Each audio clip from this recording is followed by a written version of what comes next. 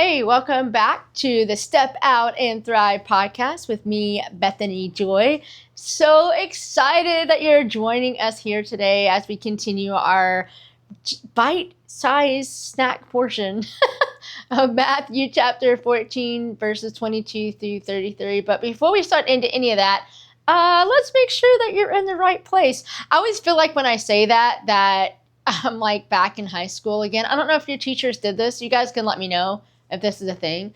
But usually it was like in the first day or two of school, and you would get to your class and you would think it was in the right class, and then your teacher would be like, hey, welcome to Geometry 101. If you're not here for this, you're on the wrong place, just to make sure everybody was in the right place. Surprisingly, I don't think I was ever in the wrong place, which is a miracle because I'm directionally challenged. So if you're directionally challenged like me and you wound up on this podcast and you're going, I have no idea how I got here, welcome to the club. And that's always why I started this way. It's, hey, if you found yourself here and you're going, what is this place? Do I have a place here? If you love Jesus and if you love people and you want to do both better and well, and you want to know how it feels to go beyond just surviving in this life, and you want to enjoy the crazy ride of thriving with Jesus, you're in the right place. This is a great place for those who want to care well for other people, and sometimes that don't always care well for themselves. This is a place for those who want to go beyond surviving and really start thriving. It's a place of messy relationships. It's a place of people that don't always get it right. But it's a place of growth. It's a place of laughter. It's a place of tears. It's a place of learning. And if I have anything to say with it, it's a place of sweet tea because I like sweet tea. So anyway, although I can't give you sweet tea over the video today, wouldn't that be cool?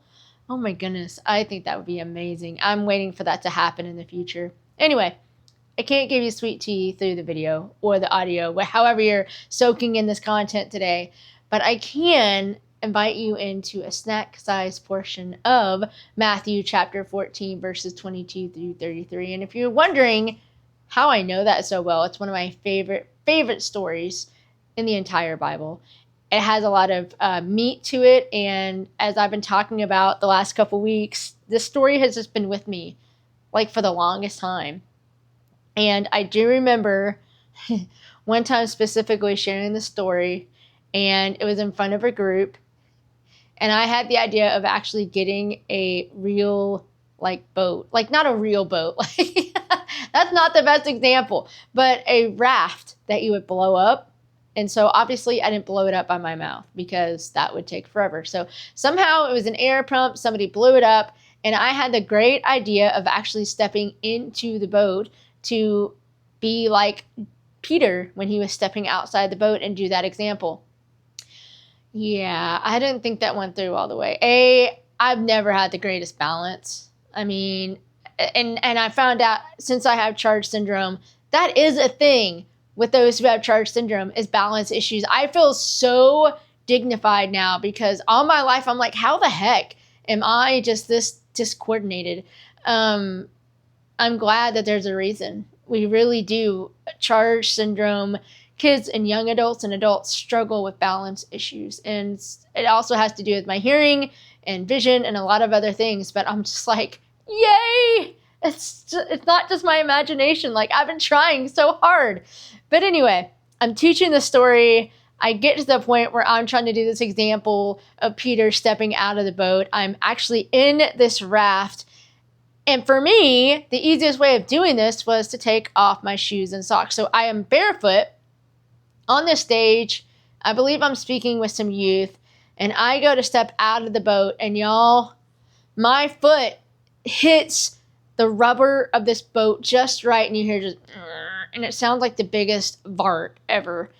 And it takes me kind of off guard. And I actually slip. Because I don't know if I was laughing or crying at that point, but I slipped and I landed like halfway out of the boat. And I just remember thinking, I'm like, yeah, that didn't go quite like I thought it would. And yeah, so that happened. I wish I had a great ending to that, but I remember I got back up and did it again. And I didn't fall a second time, but I also took a lot more time and didn't talk while I was stepping out of the boat. So that probably wasn't completely accurate. But the point of the story that we're at right now is that we just got to the point where Jesus is walking on the water. The disciples are terrified, thinking it's a ghost, and Jesus goes, "Do not be afraid, it is me." And y'all know the rest of the story, right? Peter says back to him, "Well, Lord, if it is you, tell me to come to you on the water." This part of the story has always captured my attention and curiosity ever since I read it for the first time, because I'm picturing all of this going down. Here this is, there's a huge storm going on. It's in the middle of the night. They see this ghost walking on the water. This ghost identifies themselves as Jesus. Peter responds with, "Lord, if it's you, tell me to come to you." Like, who does that? Who does that? Now, we know Peter is a little, like, audacious, and I love him. He's just like, let's go. Like, he's always had that do first and think later, which I do follow that in some parts of my life. And if you're like me, you're like, oh, yeah, I do that too. And that's okay, because this place is for everyone. And so you're in good company. But all this to say, Peter goes, "Jesus, if it is you, ask me to come to you on the water." Let's focus on that for a second, because last week we really focused on listening. So Peter listened, but then he responded. Why do you think he responded like that? And maybe you know the answer to this or not, but back in those days, when the disciples had a rabbi or someone that they got to follow, they wanted to be with their rabbi. They were with him all the time.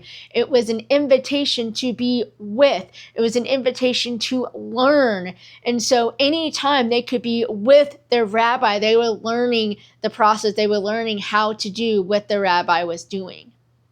And so essentially, when Peter is on this boat and he wants to believe that it's Jesus, he knew that Jesus would only invite him on there if he believed that he could do it with him. He wanted to be with Jesus. I don't know if he was really like, I want to walk on water, or if he was really like, I want to get to my rabbi. I want to be with him. My question for you is, in leadership and caring well for other people, a lot of times we're not necessarily Jesus. I don't want to take on that role, okay? But a lot of times people want to be with us. Either they think we're doing something that's amazingly cool, and if you're in service and ministry, you know that not all the roles are. But do we often let them in? Because there's so many times, I don't know if you guys can relate to this, but there's so many times that we can do it so much easier if we could just do it ourselves, right? I remember the key, and we still have this struggle a little bit at my house, where the dishwasher needs empty. And I know that I could do it in a certain way that would be a lot easier, and I would most likely know where everything is. But I'm trying to give that role to my kids, because there's only so much time I have, and they are becoming young adults. So they need to know how to put the dishes in the dishwasher and also take them out and put them away. So when they were little, I was always hesitant because I wanted all of my dishes to actually be in one piece. So I would volunteer my time to do it. And if they wanted to help, I would kind of hold my breath and I would let them, and I would show them, okay, let's dry this dish off together. Let's hold it from the bottom. Let's make sure that we take the towel and really dry off the top of it. Let's hold it with both hands. Let's put it on the counter. I would take each little step and do it with them. They wanted to be with me, but really, did they want to put the dishes away? I don't really know. I think they wanted to be with me. They thought I was doing something really neat, so they wanted to be with me. They did not say, Mom, get out of the way and let me put the dishes away. They said, Mom, can I do it with you? Can I do that too? Right? Do you see the difference in that? They want to be with. They need us. They need that person to be with. Now, it takes more of our time, but it's worth it. You know, one thing as a mom that I'm learning is that oftentimes I ask my kids, even now that they're young adults, to do something, thinking that they know how, and then realizing later on that, wait a second, I don't think I actually did that with them. And I'm expecting them to do something that I have not really done with them. So I have to backtrack and go, okay, my bad. Let's start over with this, And so sometimes they think they know how to do it, and I'll let them continue. And eventually, sometimes we'll get that chance to do that together. Other times, I just let them go and until they ask for help, which is so hard to do too, right? You guys can see how this one story has so many different amazing moments to it, right? So let's talk about what to take away from this moment today. Number one, you are in some kind of leadership role, whether you're a parent, whether you're a teacher, whether you're a pastor, whether you're looking, going, like I'm a kid. And if you're a kid watching this, yay. I love that. But regardless of where you are, there are people watching you. If you've never been told that before, now you're hearing it for the first time. There are people watching you. There are people looking up to you. Regardless how young or how old you are a leader to somebody in your life. Now, with that being said, are you doing life with them? When they're looking at you going, oh my goodness, that is so cool. Can I do that too? They're going, can I do that with you? You don't say, yeah, here you go, and walk away, because sometimes that would be the easier way. But instead, you're doing a relationship with. Who is that person in your life that maybe needs a little bit more withness this week? Who in your life have you noticed that took you under their wing? Maybe it was a family member. Maybe it was a teacher. Maybe it was a ministry leader or a staff leader of some sort. Just take a minute and ask yourself, wow, what did that feel like? What would that look like?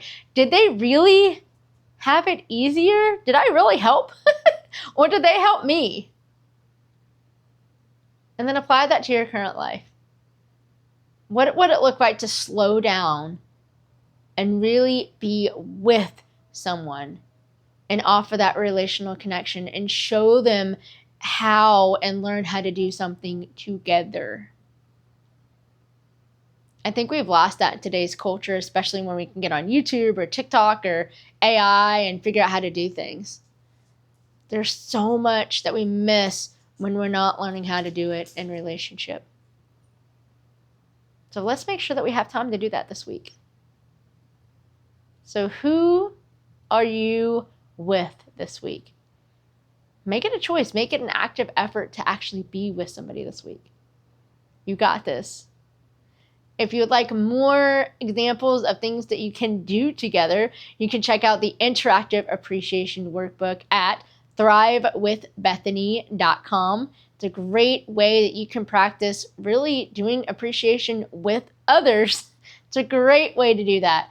And also, you can check out bethanyjoy.fyi for more resources and groups and all the good stuff that you can stay in contact with me and share the podcast and just be part of an amazing Step Out and Thrive community. With that being said, as always, dare to do more than just survive. Walk with others. Step out and thrive. Go chase beauty. See you guys next week.